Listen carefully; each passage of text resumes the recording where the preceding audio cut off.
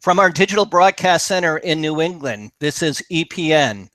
This is Your World Discovered, broadcasting from E.P.N. My name is David Ewen. My guest today is a retired professor, Dr. John B. Rosenman, and his website, as you see on your screen, is johnrosenman.com.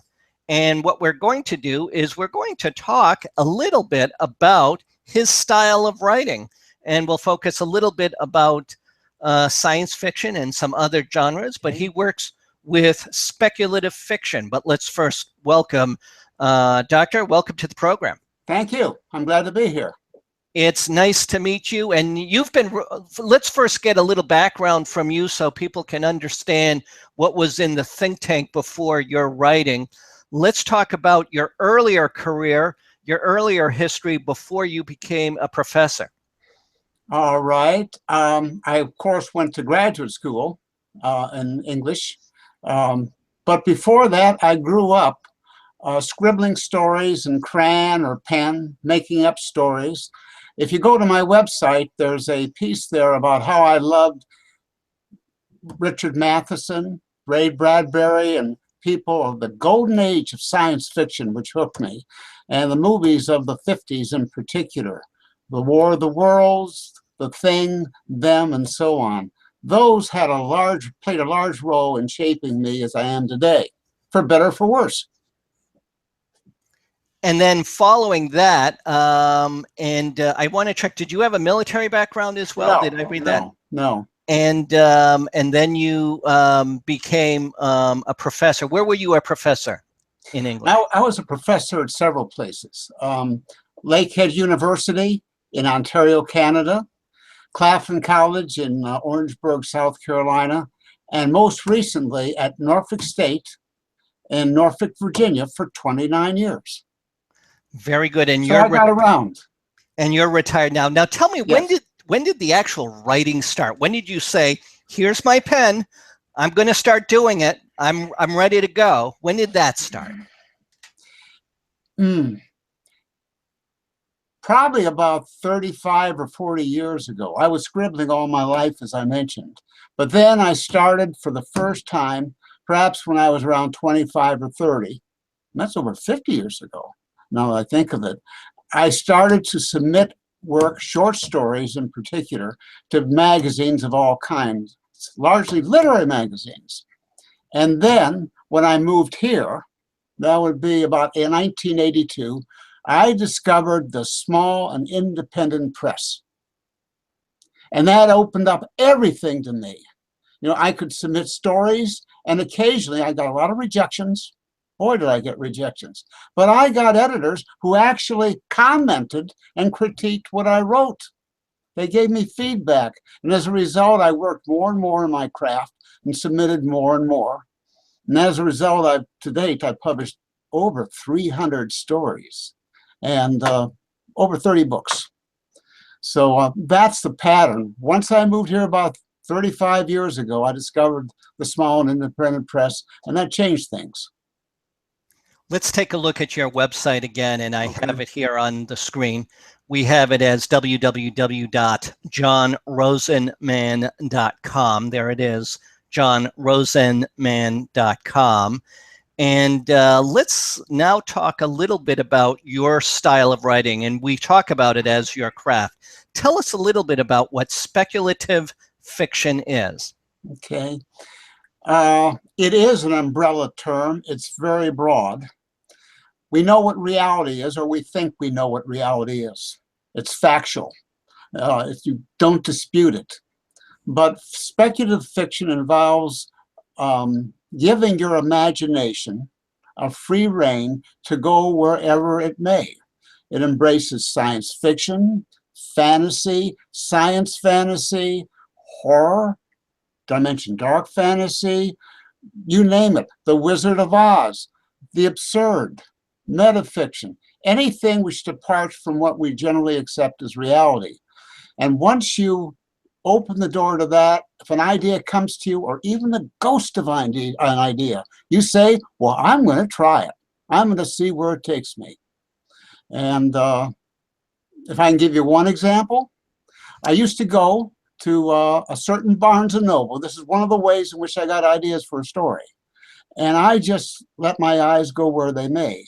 And all of a sudden, I'd see something and bang, an idea would come to me. An example, I saw a book one day at Barnes and Noble, and it was called The Calm Technique. And immediately an idea came, another alternate title came to my mind. It was The Death Technique. And I came up with the notion on the spot of somebody who has a rare talent. He can lie down and will himself to decompose, become like a corpse. A strange talent. What is the use of it? I wrote it into a story and had it published in a professional book, a publication. It's speculative. What happens if you have an ability which is off the charts, which isn't on any records? That's just one idea among many.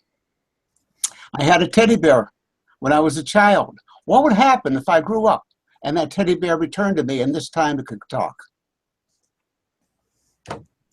I think they made a teddy bear type of a movie out They of must that. have stolen that from me. So the speculative fiction is more of a what if. Why don't you speculate? Exactly. And what made you say, I'm going to start thinking about the what ifs? And the what ifs, that requires the mind of a person who's exploring. Tell us a little bit about your mode of exploration. My mode of exploration usually is if I get an idea or even a ghost of an idea, I will, these days at least, I used to write on a yellow legal pad. But these days, I'm what you call a pantser. You know what a pantser is? Tell us what a pantser is for I was hoping you'd ask. There are two kinds of writers in general. There are the plotters, who like to put everything down systematically, step following step. And there are the pantsers, who fly by the seat of their pants. I also have a blog site, and I believe I posted an article on this. I like to make things up on the fly. Often I'm like somebody exploring, as to use your words, but walking through a fog. He has little or no idea, maybe only a ghost of an idea of where he's going. But if I get even a ghost of an idea, I often like to sit down and just start tapping the keys, see where it takes me. For the fourth book in my science fiction series, I had little else than the last 3 words of the novel. I begin again. And I wrote toward that. It's a dangerous way to operate, I suppose, because you don't have a safety net. But it can be awfully fun and liberating. Now, you had mentioned that you don't have a safety net. You just mentioned that a moment ago, and also to your words as you write as a pantser, writing by the seat of your pants, you're walking through a fog. That's what the word that you use, which has been able to develop this creative style. Sounds like a very skilled, unusual type of talent. Tell me, what is required to be able to do that, but successfully? I could do it and fail at it. How do you do it successfully? Well, I've got to be honest with you, David. A lot of times I've failed. I failed a lot of times. Had a lot of rejections. I've had a lot of stories. I wrote one story, a science fiction story at 3,000 words. I got criticism, went up to 5,000, went up to 6,000, went on a diet. Sometimes you have to be willing to revise, listen to what people say, revise again, revise again. It's not all magic. Sometimes it works out very well, but more often you have to deliberately return to the scene of the crime and revise it. It's a combination of freedom and restraint. Now we're talking about your creative process. And any type of creative process that changes over time. Now you mentioned, if I remember correctly, you've written about 30 books or over 30 books and about 300 stories. Tell us what your personal evolution in your writing style has been?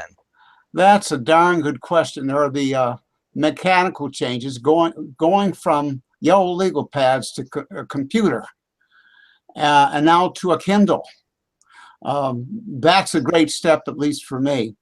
I think my approach is still pretty much the same in some respects, that if I get an idea, even a wisp of an idea, I feel that I should have the courage to see where it takes me. Occasionally, this happened with a story recently, I actually sat down and wrote an outline for it in advance. Go figure. I took a chance. Haven't sold the story yet, but I think it turned out well. So in some respects, I don't think the evolution has changed my style, because I still like the freedom of sitting down and letting my fingers go.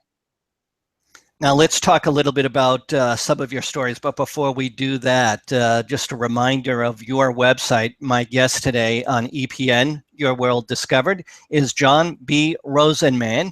You see his name there, and also his website, which is his first and last name, johnrosenman.com. And let's take a look at some of your stories, some of your more recent stories, just so that people can have a flavor. No spoilers given away, of course, I but know. just a flavor of what is your writing style like? What should readers expect? I hope they will find a well-organized story or narrative, because I do go back after the initial inspiration is over and try to revise it as well as I can, through the help of an editor. I have a current editor, Chris Speakman, who's very, very good. But I think they will find surprises. I want them to be surprised, and in a good way.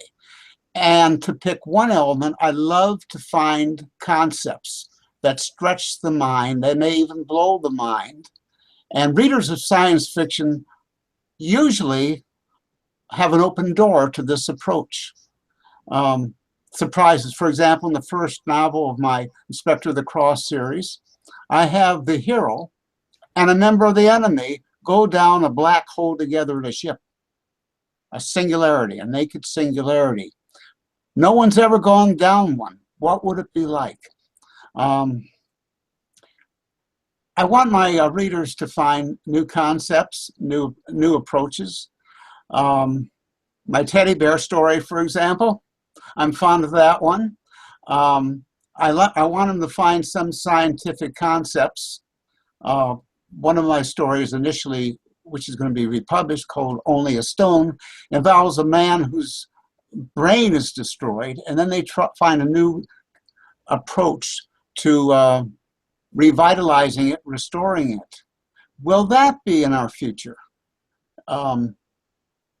It's a scientific development that hasn't occurred yet. But the thing about science fiction is that often today's speculation about the future is today's reality. Now you talk about speculation, the speculative fiction that we're talking about, and also some of the scientific concepts.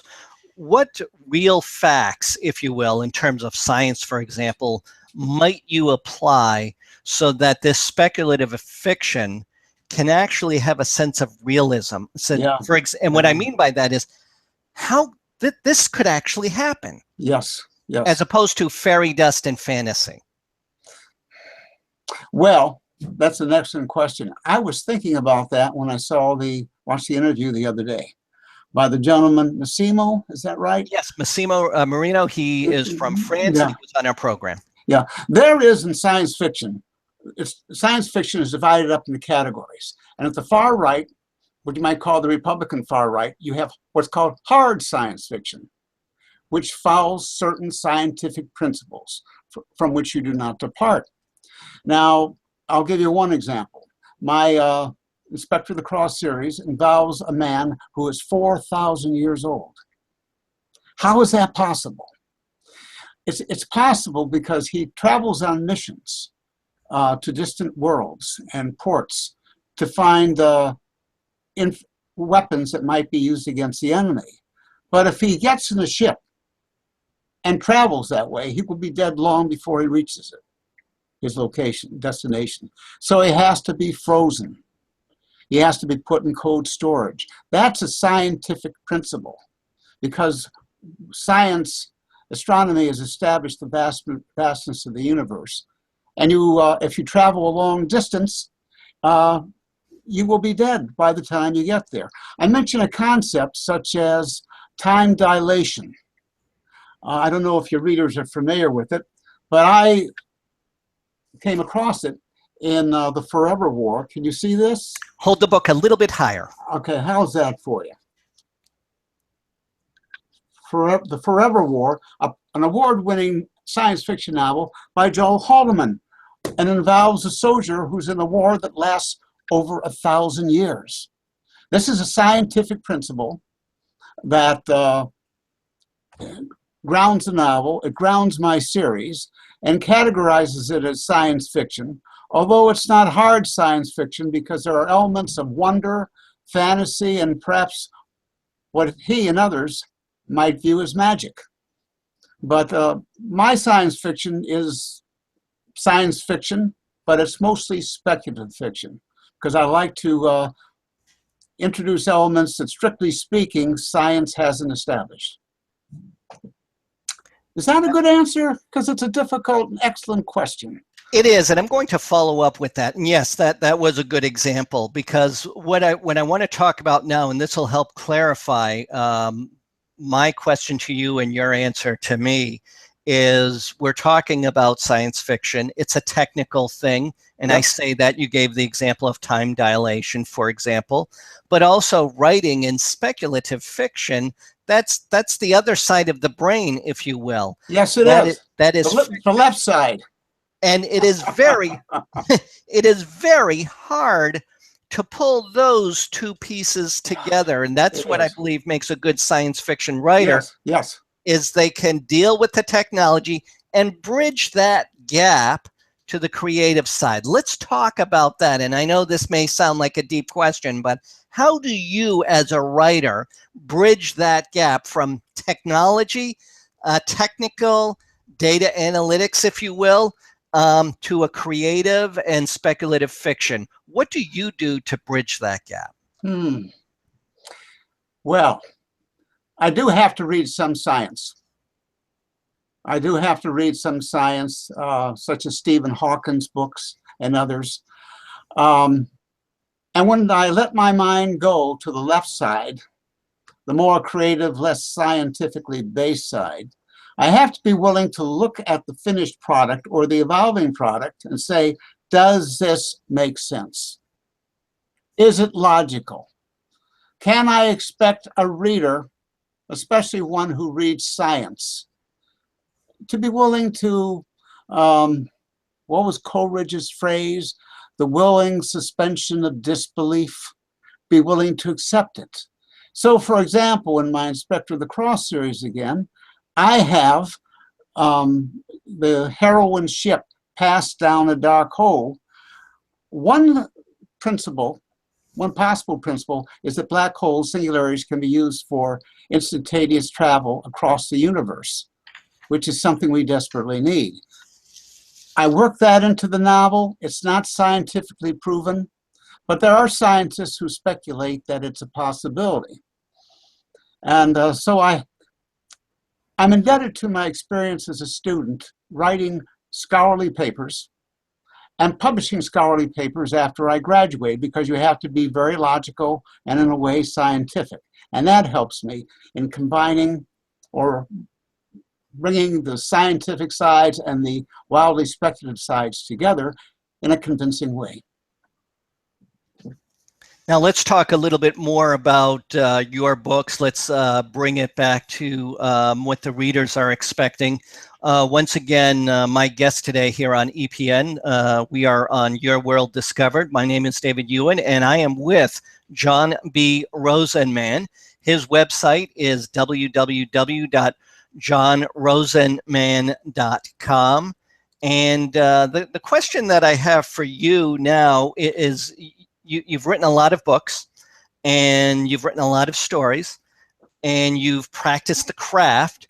Let's hear a little bit about what your audience is saying. What are your readers saying? Well, for my series, I have a couple readers who want me to continue writing it. They say, when's the next book going to appear? There's one woman who keeps, every couple of weeks she does that. And there's a slow, rather slow process in getting it through the editors and getting it into the schedule. Some really like it. One of my stories, is called The Blue of Her Hair, The Gold of Her Eyes, won an award, but it's about a woman who developed a very strange, mysterious disease, just as I did, one that almost killed me. And she loves it to death. She comments all the time about it. I don't, as of yet, have a wide readership, to be frank with you. But those readers who comment really like and seem to appreciate what I write. Now, what is your future in terms of your writing style and your stories and the other work, and perhaps even the nature of the series that you're working on?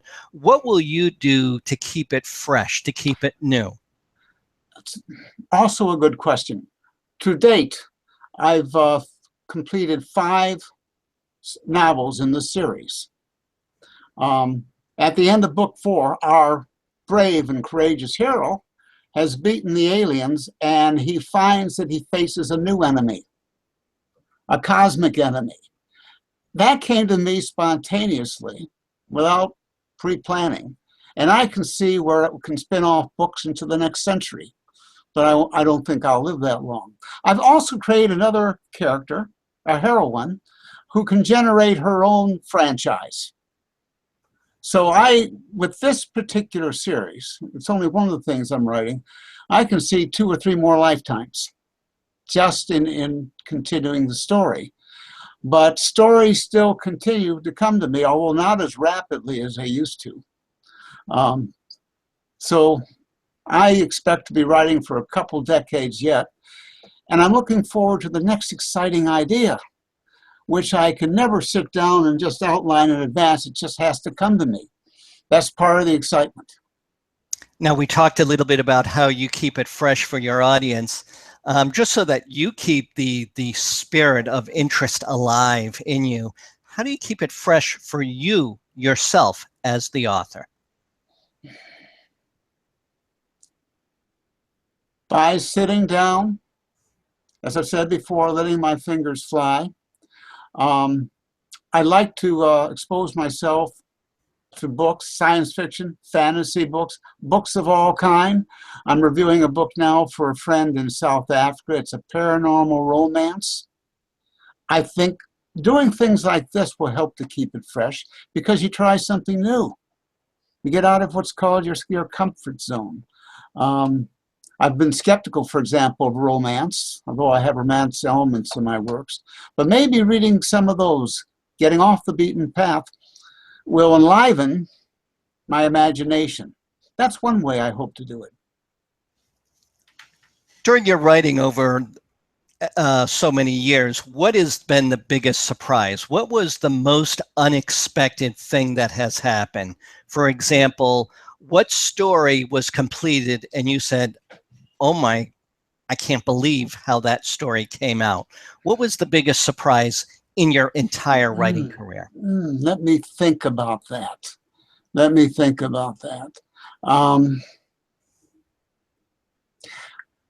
There are various stories in which I've stretched, in which my imagination is stretched. I'll give you one example, maybe more. In 1994, I went to Europe with my sister, and I went to the Sistine Chapel in Rome. And as I was sitting there, an idea just popped into my head about an art teacher from the United States who's mediocre. But he comes to the Sistine Chapel and he has a revelation that he's the reincarnation of Michelangelo. You know, and that would be fulfillment because he has always wanted to be a great artist, but he doesn't have the talent. Well, I went home and I wrote a story. And after I wrote it, I said, my God, I can't believe I did this. You know, I wasn't a world traveler, but unless I had gone to the Sistine Chapel, I wouldn't have been able to pull it off. Some of my stories which deal with religious elements, I've written them and I thought, my gosh, that's good. That's damn good. For example, the voice of many waters involves a new kind of Christianity in a distant planet. And the idea is that all different races, species, worship a cosmic Christ who is fashioned in their own image. I'm not a Christian, but the idea I thought was wonderful, and it came and resulted in one of my better stories that you can find online. That's why I write, because of the joy, the excitement of stretching yourself. And I got to say, most of the time I probably fail. And sometimes I fail miserably. But just the excitement of doing that keeps me going. And I was going to ask you about that because you had mentioned several times during the program about the rejection letters, using the don't word. Remind me. But you persevered. I persevere. Is that what makes a successful writer? Because you need to persevere beyond those obstacles? It's an important part. Rowling, the author of that acclaimed series, Harry Potter, was rejected many times. Dune by Herbert, arguably the most famous science fiction novel ever, was rejected over 20 times. It's an important, I'm stubborn. I'm stupid and I'm stubborn. Somebody writes a letter, a rejection letter, tells me, finding something else to do practically. I just don't give up, although I'm terribly crushed. That's important. Also important, as I mentioned before, is a willingness to practice your craft and to revise and to make what you've written as good as possible. Excellent, excellent. I enjoyed our conversation, Same Doctor. here, same here. This has been wonderful, and I invite you to come back again. My guest today has been Dr. John B. Rosenman. Let me get you his website. Let's get the website again on the screen. There it is, John B. Rosenman. The website is www.johnrosenman.com. That's the website right there. This is Your World Discovered on E.P.N. I thank you. Thank you very much. I enjoyed it. Thank you. Thank you. Good questions. Thank you. Thank you. And John B. Rosenman, you can find him on his website, johnrosenman.com. You can also see all of his books on amazon.com and other places where books are sold. He's a retired English professor, and he has written a series of books in speculative fiction. This is Your World Discovered. My name is David Ewen, and this is E.P.N.